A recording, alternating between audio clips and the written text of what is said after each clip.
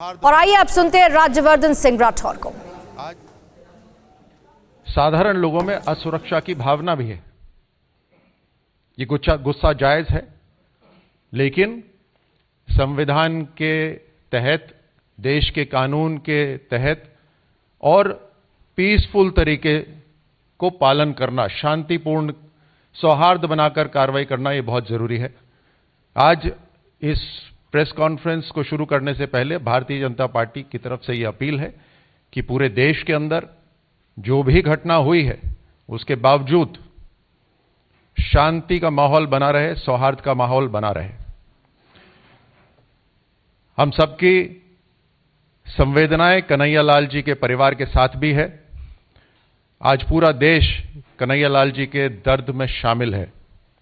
हम उनके परिवार के साथ हैं और ऐसी जितनी भी घटनाएं अभी तक हुई हैं, आतंकी हमलों में जो लोग मारे गए हैं, उनके परिवार के साथ पूरा देश खड़ा हुआ है। इस समय भगवान उनके परिवार को हिम्मत दे, दुख सहन करने की शक्ति दे। राजस्थान की राज्य सरकार की जो पिछले 3.5 साल में जिस तरह से उन्होंने कार्रवाई करी है, पूरी तरह से राज्य सरकार इस आतंकी हमले के लिए जिम्मेदार है। ये अपने आप में एक अलग घटना नहीं है। ऐसी घटनाएं बार बार राजस्थान में हो रही हैं। ऐसे आतंकी संगठन राजस्थान में पनप रहे हैं और राजस्थान सरकार ने डायरेक्टली या इनडायरेक्टली इनके बढ़ावे के अंदर इनको प्रोत्साहित करने में कोई कसर नहीं छोड़ी है। एक के बाद एक राजस्थान सरकार के जो फैसले हुए हैं, वो साफ तरह से तुष्टीकरण दिखाते हैं। एक संप्रदाय की तरफ नरमी और दूसरे संप्रदाय की तरफ सख्ती। आप इसी से समझ सकते हैं कि इस घटनाक्रम के अंदर, उदयपुर की इस घटनाक्रम के अंदर सबसे पहले गिरफ्तारी कन्हैया की हुई और कन्हैया लगातार लोकल पुलिस से सिक्योरिटी मांगता रहा, लेकिन उसे सिक्योरिटी नहीं दी गई, बल्कि उसके ऊपर प्रेशर बनाया गया कि वो समझौता कर ले। और आप ताज्जुब करेंगे कि सिक्योरिटी कन्हैया को ना देकर जो हत्यारे थे उनके भाइयों को सुरक्षा दी गई। 6 दिन तक जब अपनी दुकान बंद रखी, उसके बाद जिस दिन उसने खोली, उसकी हत्या कर दी गई। आप इस बात से भी चौंकेंगे कि यह घटना हुई और राजस्थान के गृह मंत्री, जिनकी अपनी जिम्मेदारी होनी चाहिए, वही जो राजस्थान के मुख्यमंत्री भी हैं, और बड़ी जिम्मेदारी हो जाती है, वो इस घटना को मर्डर कहते हैं, हत्याकांड कहते हैं। जब कोई वीडियो बनाता है इस कांड से पहले और फिर निर्मम हत्या करते वक्त वीडियो बनाता है, उन दोनों को वीडियो को जारी करता है, वायरल करता है, वीडियो में खुद ही नहीं अपील भी करता है कि जितने भी भाई बंधु इसको देख रहे हैं वो भी गर्दन अलग कर दें लोगों की। ये जमीनी झगड़े में नहीं होता, ये किसी पैसे के विवाद में नहीं होता। क्या गृह मंत्री राजस्थान के इतनी बेसिक सी बात नहीं जानते हैं? हर चीज को राजनीतिक चादर उड़ाने की कोशिश करते हैं। अपनी जिम्मेदारी समझें। और यह हत्याकांड नहीं, यह सरेआम आतंकी हमला हुआ है। यह देश के पूरे समाज को आतंकित करने के लिए यह कार्रवाई करी गई है। और जैसे मैंने पहले कहा, यह अपने में अकेली अलग घटना नहीं है। ऐसे न जाने कितने व्यक्ति प्रेरित हो रखे हैं, भड़काए हुए हैं। बूंदी के अंदर एक मौलाना ने खुलेआम लोगों की गर्दन अलग करने का आह्वान करा। पुलिस उस वीडियो में दिखती है खड़ी हुई, लेकिन कोई कार्रवाई नहीं करी गई। जोधपुर के अंदर हत्या हुई दीपक की, दिन दिहाड़े उसकी हत्या करी गई। परिवार हत्यारों का नाम बताता रहा, लेकिन पुलिस ने कोई कार्रवाई नहीं करी। जब इस तरह की हरकत करेगी राजस्थान की पुलिस प्रशासन के दबाव में,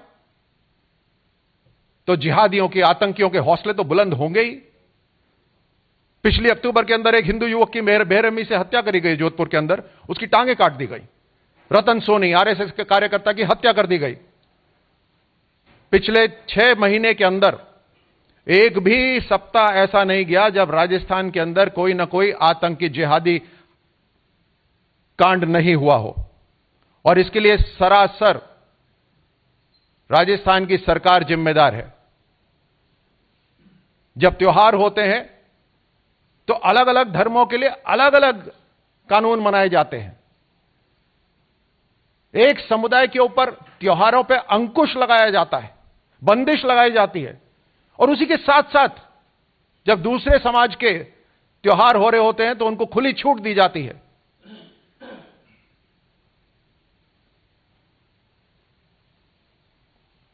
जब इनके कट्टरपंथी संगठन यात्रा निकालते हैं तो उसको रोका नहीं जाता, उसको पुलिस प्रोटेक्शन दिया जाता है।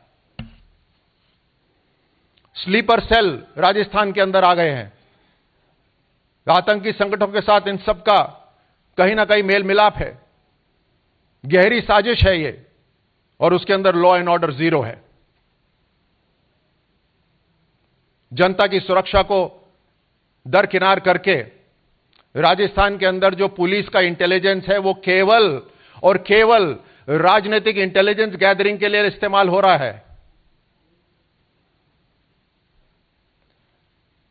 अगर राजस्थान के मुख्यमंत्री हर चीज के लिए प्रधानमंत्री जी को याद करेंगे तो अपनी कुर्सी क्यों नहीं छोड़ देते? जब कुर्सी संभल नहीं रही, जब जनता की सुरक्षा नहीं हो पा रही, जब अंदरूनी खींचतान चल रही है कांग्रेस के अंदर इतनी जबरदस्त, तो कम से कम एक मॉरल ऑब्लिगेशन के तहत या तो अपनी जिम्मेदारी निभाएं या उस जिम्मेदारी से हट जाएं। ये वोट बैंक की राजनीति, ये तुष्टीकरण की राजनीति समाज को बांट रही है,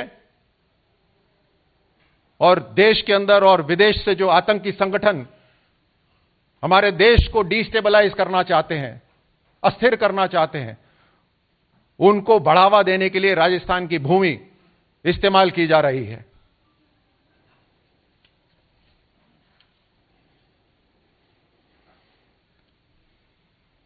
क्योंकि यह घटना अपने आप में अकेली नहीं है। एनआईए ने इसकी इन्वेस्टिगेशन अपने हाथ में ले ली है, और अब जहां तक ये जो गहरे कनेक्शंस हैं, लिंक्स हैं, उन सब के ऊपर तहकीकात की जाएगी।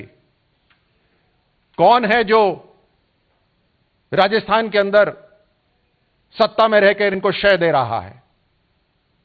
कौन है जो इनको बढ़ावा दे रहा है?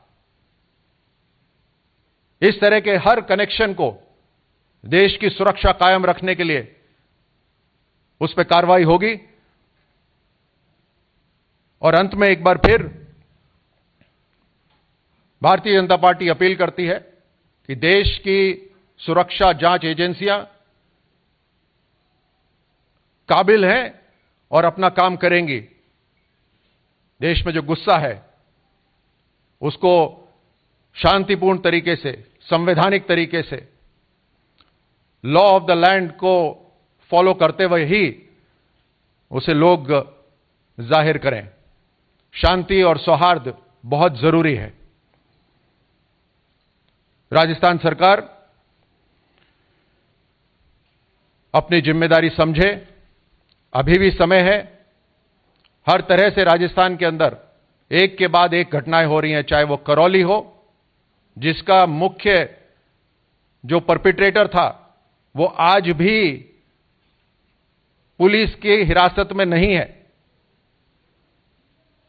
चाहे करौली हो, चाहे झालावाड़ हो, चाहे जोधपुर हो, एक के बाद एक घटनाएं हो रही हैं, चाहे अलवर हो, एक के बाद एक राजस्थान सरकार नाकामयाब हो रही है। और कहीं ना कहीं इन कट्टरपंथी संगठनों को समर्थन देती दिख रही है। धन्यवाद।